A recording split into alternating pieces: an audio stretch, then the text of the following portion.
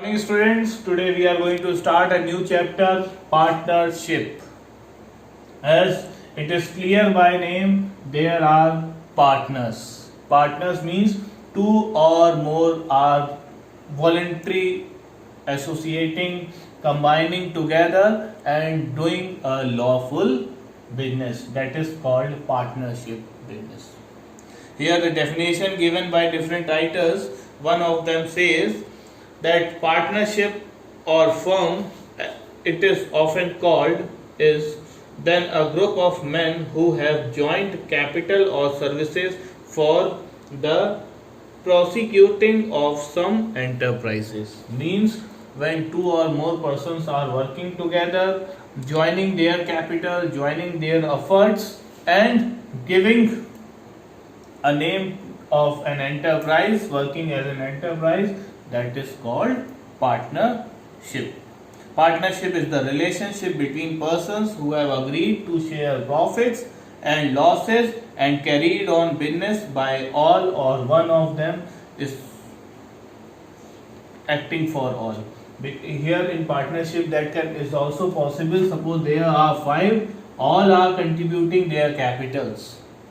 But out of that five, maybe all are working or only one is working, acting of all means on behalf of others. That is also possible in the partnership. It is not necessary that all will be acting together. Maybe one is working, two are working, four are working, maybe all five are working, depending upon their agreement how they go for the partnership business. Now, next we are going to discuss the features of partnership. Features or characteristics of partnership. First is two or more persons. As I told you that there should be at least two persons for doing a partnership business. If it is only one, it will be considered as sole trader. So there should be at least two and maximum 20. That is also a condition that there should not be more than 20 partners for any of the business firms. And if it is banking concern, that there cannot be more than 10 partners. Clear? Now next, agreement. Partnership is the outcome of an agreement between persons. There should be an agreement between the or among the partners. Next, lawful business. It must be a business which is allowed by law. Any business cannot be done, will not be called a partnership business or any enterprise if it is not allowed by law. Next, sharing of profits. These partners, those who are combining and joining together and doing the business, they share profits and losses of the firm. It is a business where utmost good faith is required, means relationship of the partners is based on their mutual trust and confidence. When if we want to become the partner of any organization or want to do a business in the partnership with others, we must have a trust on each other and we must have a confidence. Otherwise, that business will not be carried in a good way. Next, unlimited liability. This partnership business is also of unlimited liability.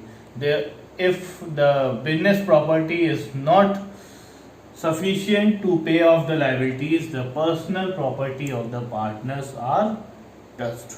Next, restriction on transfer of interest. No partner can transfer his share in the partnership without the prior consent of all other partners.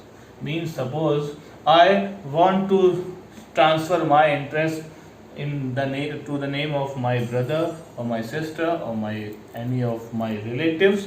I cannot transfer my interest unless it is allowed or unless it is permitted by all the partners, means consent is given by all the partners.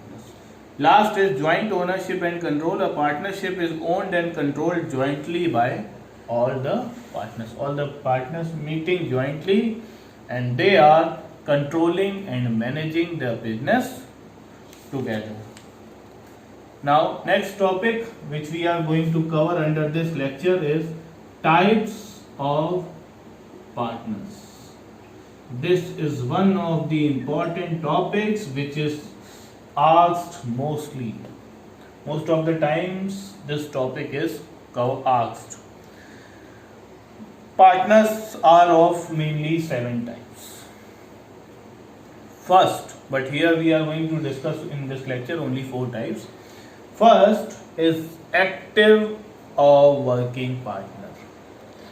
Active or working partner, as it is very clear by name, he is an active partner or working partner means who takes an active part or works properly in the business. He also contributes the capital. So active partner is that capital partner who does not only contribute the capital, even he works or takes active part in the management of our business.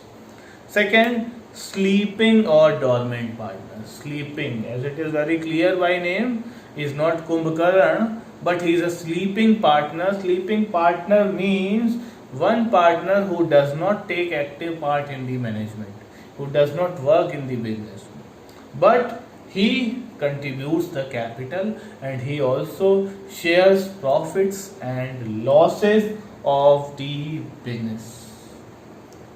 Third, secret partner. As it is clear by name, a partner who is secret means a partner who contributes the capital, takes active part in the firm's business, shares profits and losses, and even his liability is also unlimited, but his connection with the firm is not known by the outside world. Means nobody else knows that he is also the partner of the business. He works in the business, but people do not understand, people do not know whether he is also the partner of the business. He is only partner, only means only partners know, other partners know that he is also the partner of the business.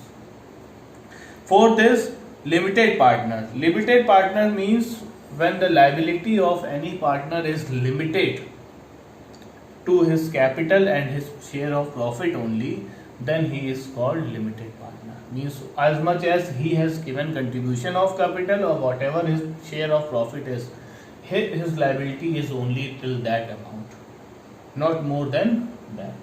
So that is called limited partner. Active partner, sleeping partner, secret partner and limited partner. Sleeping partner is also called dormant partner. So here this topic ends. In our next lecture we will be discussing about other types of partners. Till then, thank you, goodbye.